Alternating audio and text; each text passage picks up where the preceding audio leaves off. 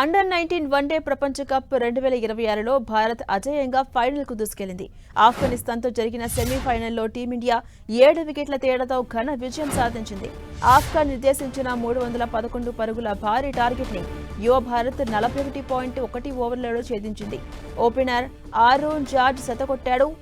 వైభవ్ సూర్యవంశీ 68 రన్స్తో విధ్వంసం సృష్టించగా కెప్టెన్ ఆయుష్ మాత్రే 62 పరుగులతో రాణించారు.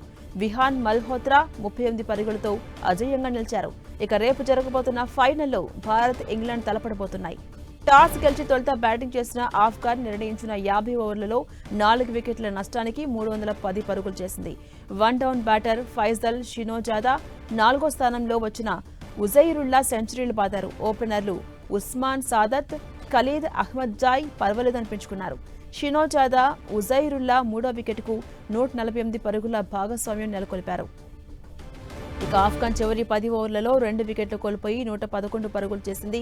అంబరీష్ వేసిన 44 ఓవర్లో ఉజైరుల్లా వరుసగా 6, 4, 4, 4 బాదేశారు.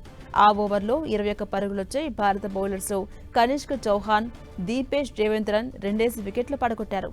అండర్-19 ప్రపంచ కప్లో ఇదే అత్యధిక లక్ష్య ఛేదన. ఇప్పటి వరకు 16 ప్రపంచ కప్లు జరగ్గా భారత్ 10 సార్లు ఫైనల్కు చేరింది.